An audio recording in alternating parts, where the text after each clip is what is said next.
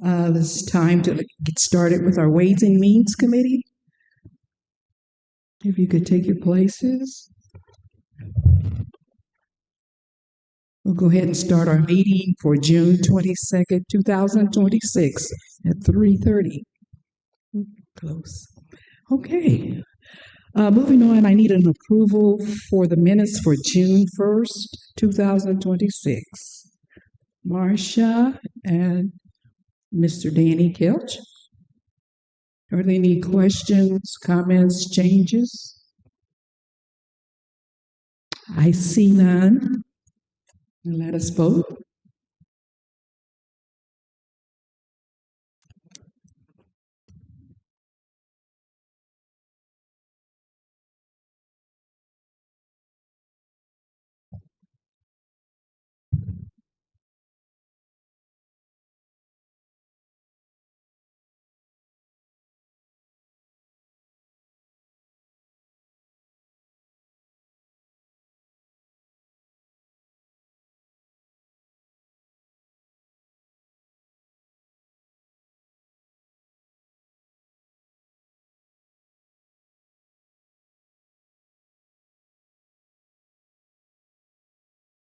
Okay, the vote is unanimous. Thank you.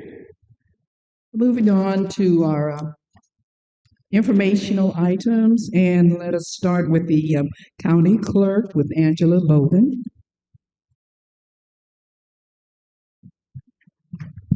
Good afternoon. Good afternoon. At this time, there aren't any additions to the report that has been provided in your packages. Are there any questions or comments to Ms. Bowden?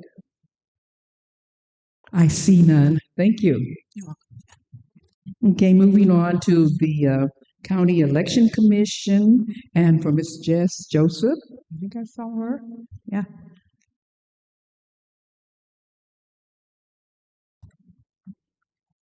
Good afternoon. Good afternoon. I have a quick update. So we are working on confirming all of our election judges for the upcoming general election in November.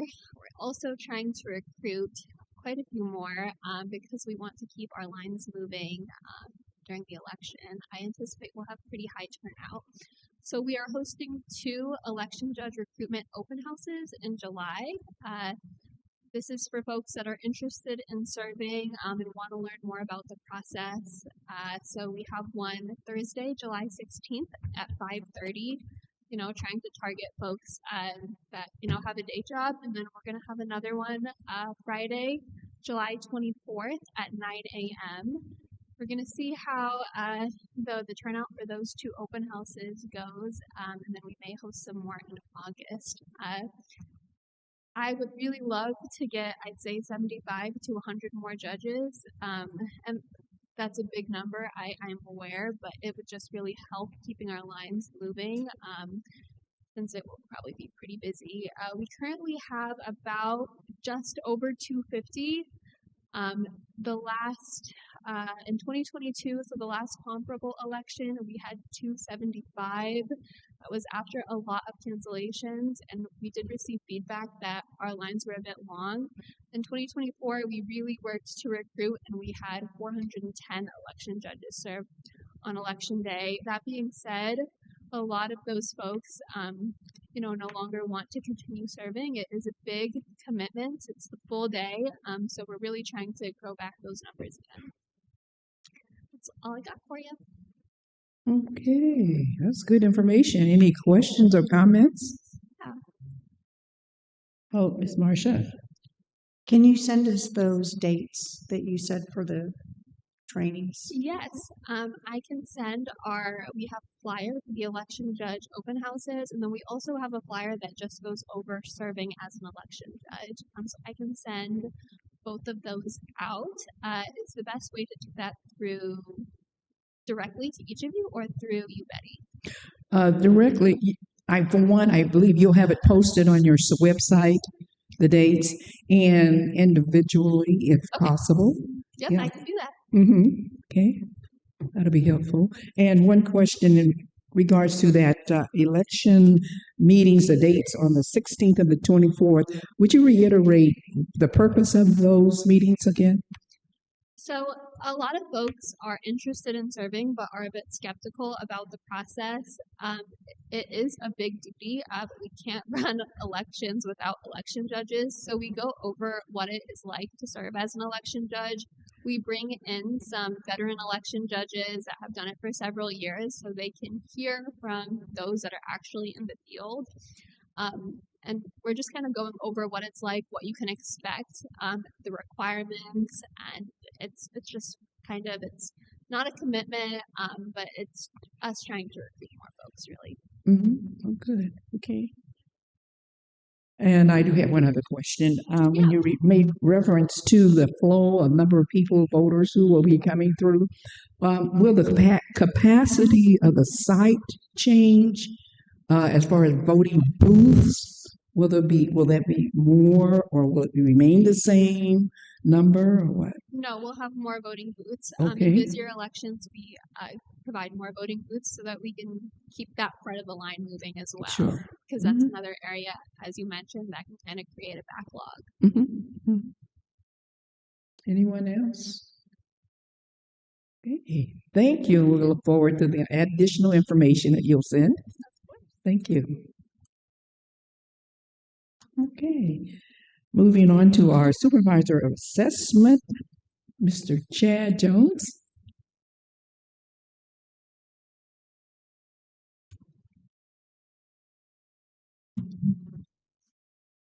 Good afternoon. Good afternoon.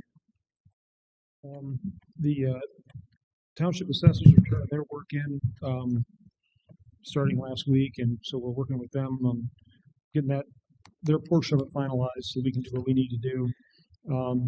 Answer a lot of questions and just kind of property by property, we'll have a handful of things we need a little help on, so we're working on that right now.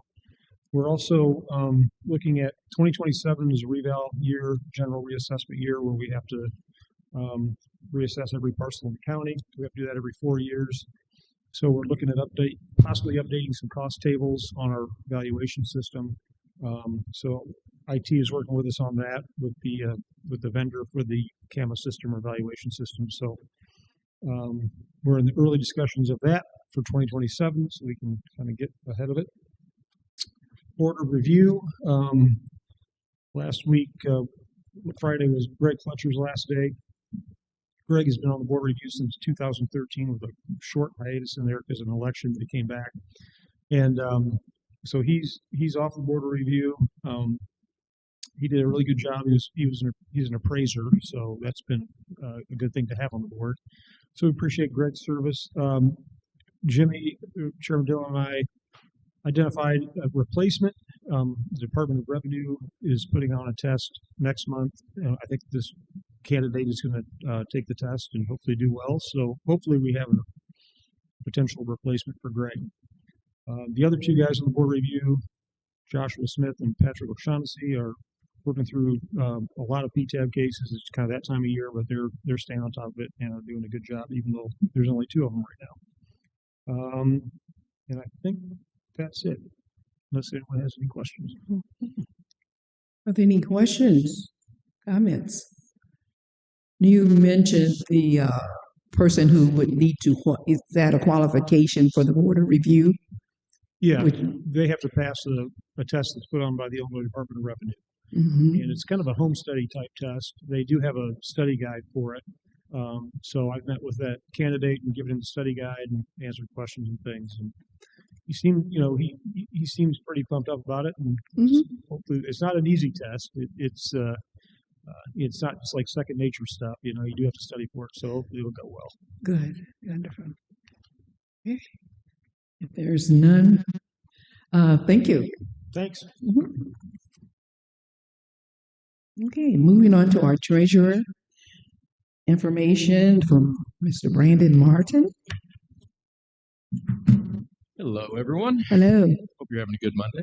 Mm-hmm. First, distribution and tax payment have both been completed since our last. So we got about $122 million on the books and distributed last week. So all the districts seem to be mostly excited about it.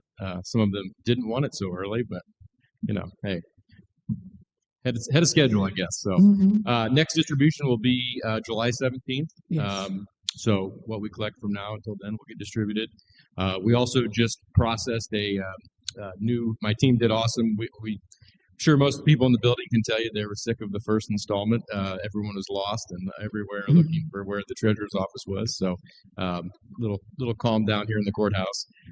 But team did a great job, and we also implemented another paperless division of the process, and we'll save about a case of paper for each installment just on this one. So not a huge savings, but definitely will save a lot of space and a little bit of money for the county. So that's about it.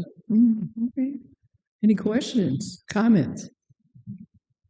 I would like to comment that I guess because we're here, I normally do not see the flow that you would get from your office, but as I was leaving, I saw quite a few. Yes. So it's good. Okay. If there's none, we'll move on. Thank you. Thank you. And right at this time, we will not have a report from the Veterans Assistant Commission, but we'll move on to our resolutions. And the first one that we have is, we have two. And the first one would be our monthly delinquent taxes for June 2026. And there are two items, and I need a motion and a second. Ms. Sharon and Mr. Matt. Are there any questions or comments? Okay, let us vote.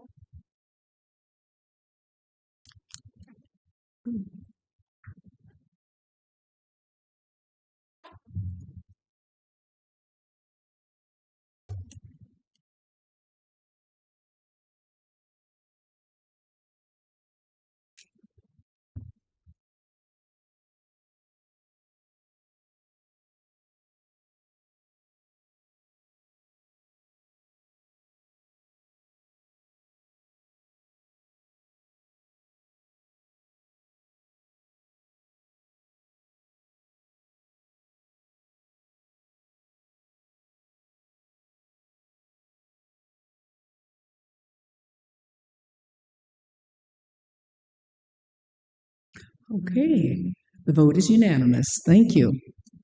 Okay, moving on to our second resolution. And I'm going to read it. Let me get to the page quickly.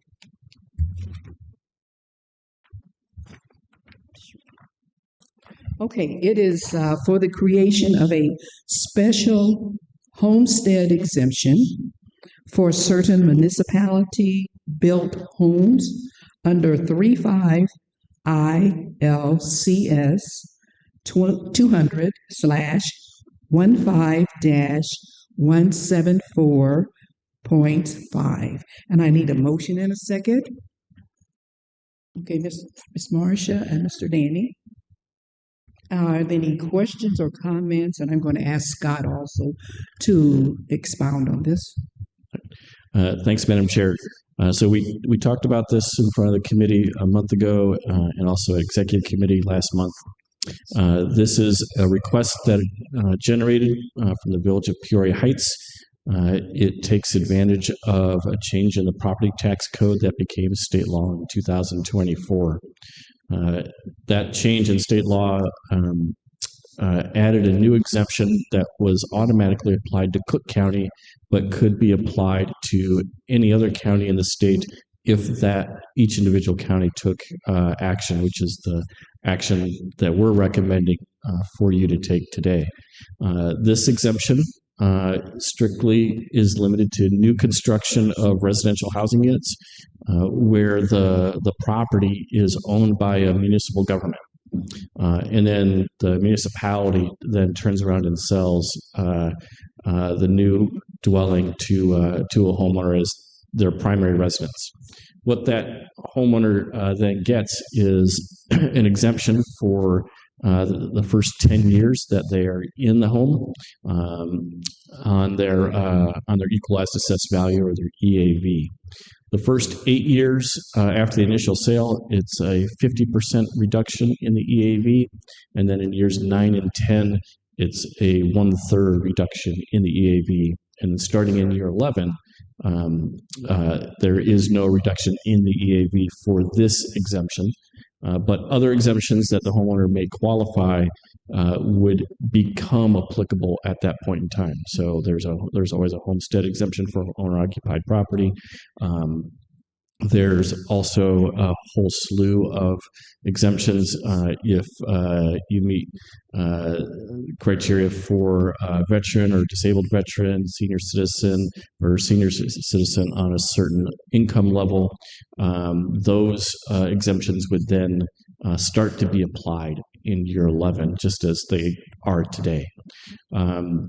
We looked at what is in the village of Peoria Heights, and there's roughly 15 properties or so that would be eligible for this today, which means there's 15 buildable parcels that the village owns that then they would have to hire a contractor to build a new home and then turn around and sell to a prospective home buyer. If enacted by the board, this is not applicable exclusively to Peoria Heights. It would be applicable to all of our municipal governments across the entire county. If you look at the city of Peoria, their land bank owns roughly 1,000 parcels or so that would be eligible. But many of those are the city's been actively trying to deed to an adjacent homeowner that already has a home on a piece of property, just thereby making the yards a little bit bigger. So pretty straightforward. There isn't any budget amendment that is required here. The lost property tax revenue that we would receive from having half of the EAV be exempted in the first 8 years is still more than what we're getting today, because if the property is owned by the municipal government, odds are they're exempt and not paying property taxes on it at all. So any improvement, even if there's an exemption, is still greater than what it is today. Happy to answer any questions of the committee, Madam Chair. Thank you. Any questions or comments? Our packet was detailed, I thought, in regards to what Scott just presented. So assuming that we all had a chance to read that, as well as hear from Scott, are there any questions, comments? Okay, I see none. So let us vote.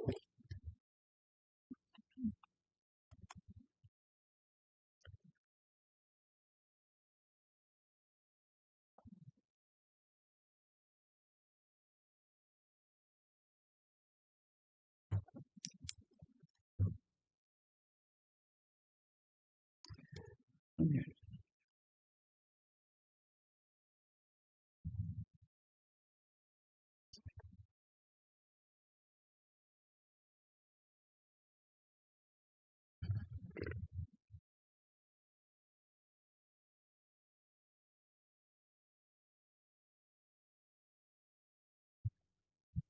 There it goes.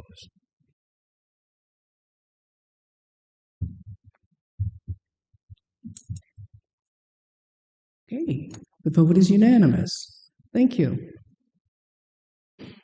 Okay, moving on to public comment. Are there any public comments? I see none. Miscellaneous?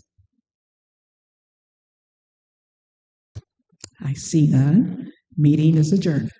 Thank you.